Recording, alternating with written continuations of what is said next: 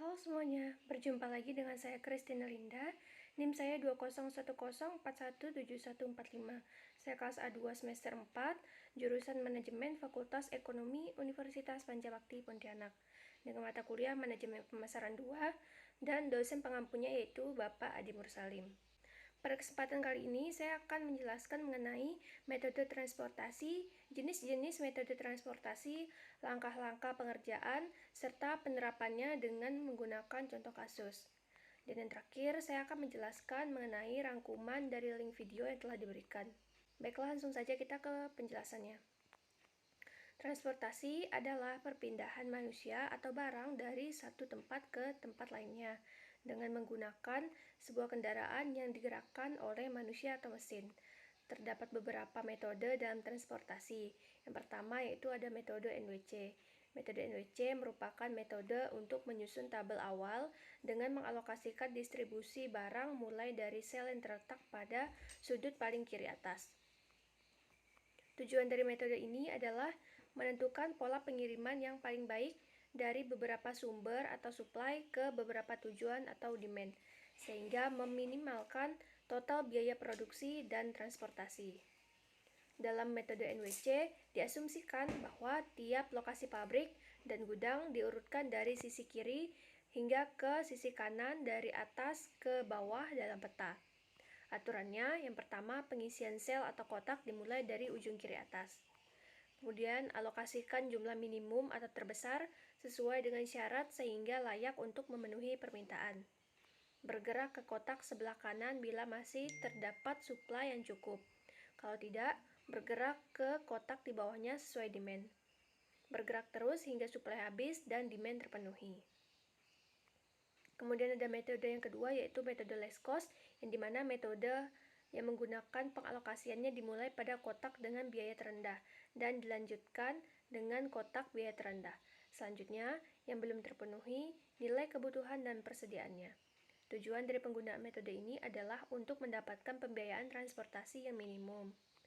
Langkah-langkah penggunaan metode less cost adalah sebagai berikut. Yang pertama, bentuk tabel transportasi dengan menggunakan data yang diperoleh dari persoalan yang ada, seperti pada pengisian kotak-kotak kecil dengan biaya transport dan total komoditas, kebutuhan, dan persediaan. Kemudian pilih biaya terkecil pada kotak-kotak kecil, maka pilih total komoditas terbanyak dengan memperhatikan kondisi muatan komoditas transport yang seimbang. Setelah itu, biaya atau nilai terkecil pada kotak kecil tabel transportasi dipilih, maka isi nilai komoditas pada kotak transport yang terdapat di dalamnya kotak kecil tersebut. Bila kotak transport sudah terisi dengan komoditas, maka kebutuhan dilakukan pencorotan baris atau kolom melalui kotak tabel transport pada langkah ketiga. Kembali pada langkah kedua, dengan memilih biaya terkecil pada kotak-kotak transport yang tersisa. Prosedur ini selesai bila hanya tersisa satu baris atau kolom yang tersisa. Nah, selanjutnya menggunakan metode FAM. Metode FAM merupakan metode yang lebih mudah dan lebih cepat untuk digunakan dalam pengalokasian sumber daya dari beberapa sumber ke tujuan. Langkah-langkah penggunaan metode ini yaitu cari perbedaan dua biaya terkecil, yaitu terkecil pertama dan terkecil kedua. Kemudian pilih perbedaan terbesar antara baris dan kolom. Setelah itu, pilih biaya terendah, isi sebanyak mungkin yang bisa dipenuhi oleh kapasitas atau sesuai dengan kebutuhan, namun dengan acuan banyaknya kapasitas. Hilangkan baris atau kolom yang tersisa penuh, ulangi langkah 1 hingga 5 sampai semua baris dan kolom seluruhnya teralokasikan. Untuk metode yang terakhir yaitu ada metode MODI. Merupakan metode yang dikembangkan berdasarkan teori dualitas. Metode MODI merupakan metode yang digunakan untuk menentukan solusi optimal pada model transportasi. Langkah-langkah pengerjaannya yaitu yang pertama mengisi tabel pertama. Isi tabel pertama dari sudut kiri hingga ke kanan. Kedua, menentukan baris dan kolom, menghitung indeks perbaikan, memilih titik tolak perubahan, memperbaiki alokasi, dan ulangi langkah-langkah mulai dari langkah kedua. Ulangi langkah-langkah di atas mulai dari langkah kedua sampai diperoleh biaya rendah. Bila masih ada indeks perbaikan yang bernilai negatif, berarti alokasi tersebut masih perlu diubah karena belum optimal. Nah, baik, selanjutnya kita coba untuk mengerjakan salah satu contoh kasus berikut ini. Baiklah, di sini sudah ada contoh kasus untuk metode NWC, LC, FAM, dan MODI. Di sini kita jelaskan dari yang pertama yaitu metode NWC. Untuk metode NWC selalu mulai dari sisi kiri atas hingga ke sisi kanan bawah. Di sini kita isi sebanyak 70 berdasarkan demand, kemudian kita bergerak ke sebelah kanan sebanyak supply yang masih tersisa yaitu 40 dari 70 ini. Karena 110 dikurang 70 sama dengan 40. Kemudian kita bergerak ke bawah karena suplainya sudah habis, maka kita bergerak sesuai demand, yaitu 80 berdasarkan demand 120 dikurang 40, maka tersisa 80. Kemudian karena demandnya sudah habis, jadi kita bergerak ke kanan, yaitu sebanyak 10 berdasarkan supply yang hanya tersisa 10 dari 90 dikurang 80. Kemudian kita bergerak ke bawah sebanyak 50 berdasarkan sisa demand. Nah, kemudian di sini kita bisa menghitung untuk biaya transportasinya, yaitu nilai komoditas ditambah dengan di sini kita bisa menghitung untuk biaya transportasinya, yaitu nilai komoditas dikali dengan nilai biaya transportasi. Nah, di sini 70 dikali 54 dan seterusnya, maka hasilnya untuk metode NWC hasilnya yaitu adalah 12.710. Selanjutnya kita ke metode LC. Untuk metode LC ini kita mencari dengan nilai transportasi yang terkecil. Yang pertama, dari nilai transportasi yang terkecil yaitu ada 47. Maka kita isi di sini sebanyak 50 berdasarkan supply. Nah, kemudian kita cari lagi nilai transportasi yang terkecil yaitu ada 48. Maka kita isi sebanyak 90 berdasarkan supply. Kemudian selanjutnya kita isi lagi untuk nilai paling kecil ada 50, maka kita isi sebanyak 30 berdasarkan sisa demand. Selanjutnya nilai terkecil yaitu ada 52, kita isi sebanyak 60 berdasarkan demand. Nah, untuk kotak terakhir yaitu ada 54, karena yang ini sudah teralokasikan semua, maka di sini 54 kita isi sebanyak 20 berdasarkan sisa demand. Untuk biaya transportasinya itu adalah 12.370. Untuk metode FAM, di sini kita mencari selisih baris dan selisih kolom. Ingat di sini adalah baris dan ini adalah kolom. Untuk baris pertama kita dapatkan yaitu mencari nilai transportasi terkecil. Untuk nilai transportasi terkecil kita pilih dua, yaitu nilai transportasi terkecil pertama dan terkecil kedua. Untuk terkecil pertama yaitu ada 52 di sini dan kemudian yang kedua ada 50. Maka 52 dikurang 50 sama dengan 2. Nah, kemudian untuk baris kedua yaitu kita dapatkan 1, untuk baris ketiga kita dapatkan 5, untuk kolom pertama kita dapatkan 7, kolom kedua kita dapatkan 2, dan kolom ketiga kita dapatkan 3. Selanjutnya kita lihat mana dari selisih baris dan sisi kolom yang nilainya paling besar. Untuk sisi baris dan sisi kolom nilai paling besar ada 7. Maka kita mulai untuk fokus pada kolom berikut ini. Nah, untuk kolom berikut ini nilai transportasi yang paling terkecil yaitu ada 47. Maka kita mulai pengalokasiannya dimulai dari kotak yang di sebelah sini. Kita isi sebanyak supply yaitu 50.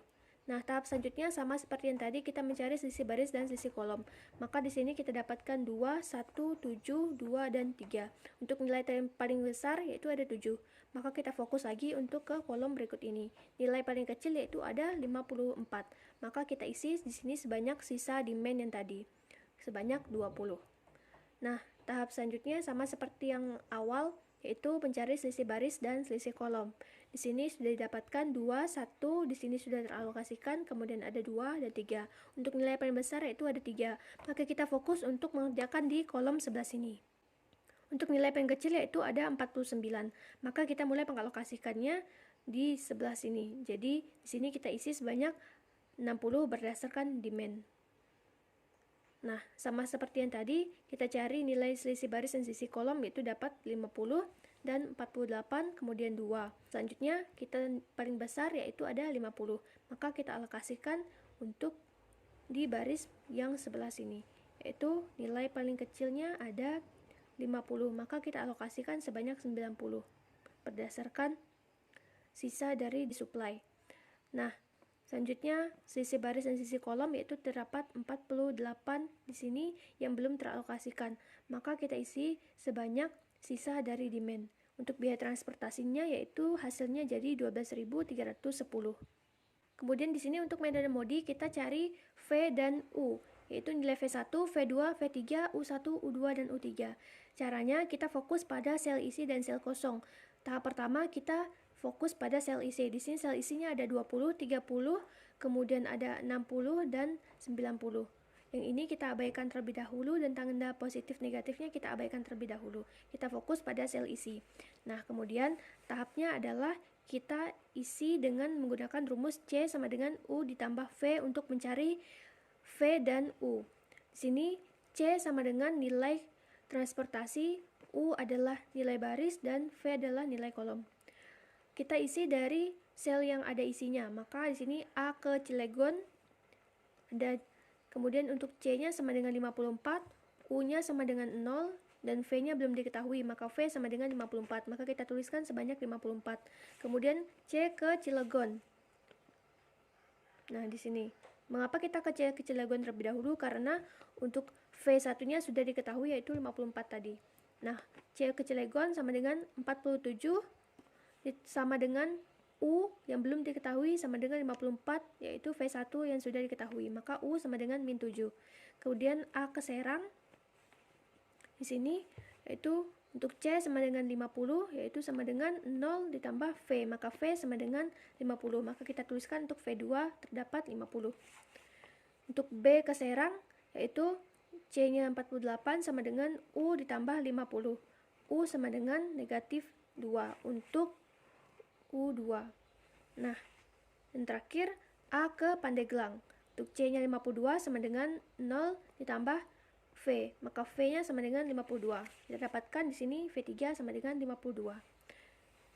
Nah, tahap selanjutnya kita fokus pada sel kosong. Nah, untuk B ke Serang itu sama dengan E sama dengan C dikurang U dikurang V. Maka C-nya 61 dikurang min 2 dikurang 54 hasilnya 9. Kemudian B ke Pandeglang yaitu E sama dengan 49 dikurang min 2 dikurang 52, maka hasilnya min 1. Kemudian C ke Serang, E sama dengan 54 dikurang min 7 dikurang 50 sama dengan 10. Kemudian untuk C ke Pandeglang yaitu E sama dengan 52 dikurang min 7 dikurang 52, maka hasilnya dapat 7.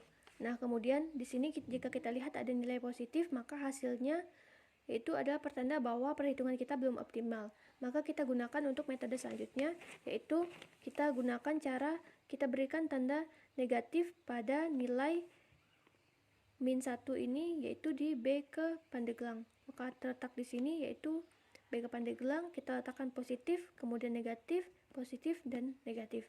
Maka di sini kita ambil yaitu untuk nilai terkecil antara 90 dan 60 ada 60, maka kita isi sini untuk nilai komoditasnya sebanyak 60. Maka di sini 90 dikurang 60 jadi 30, kemudian 60 ditambah 30 jadi 90, 60 dikurang 60 jadi 0 habis. Maka jika kita perhatikan dan sesama, di sini nilainya menjadi 20, 90, 30, 60, dan 50 sama dengan nilai metode yang kita gunakan yaitu metode FAM. Nah, maka hasilnya yaitu sama dengan 12.310. Maka metode kali ini untuk pengerjaan metode transportasi menggunakan metode NWC, LC, FAM, dan MODI sudah selesai. Saya ucapkan terima kasih. Selanjutnya kita ke pembahasan mengenai link video yang telah diberikan. Pembicara dalam video tersebut ada Ibu Undia Armeliza dengan topik pembahasan yaitu adalah peramalan atau forecasting.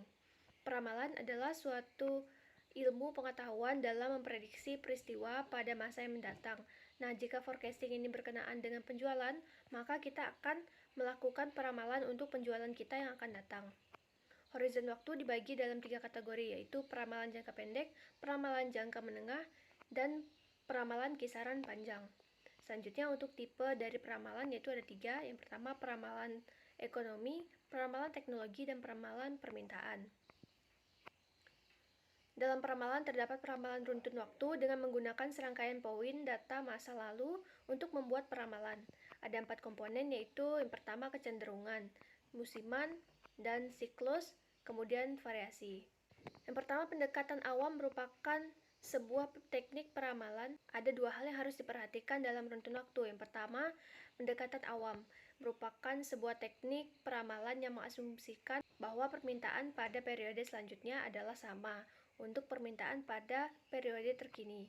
Kedua, pergerakan rata-rata, yaitu semua metode peramalan yang menggunakan rata-rata dari periode yang terkini terhadap data untuk meramal periode selanjutnya.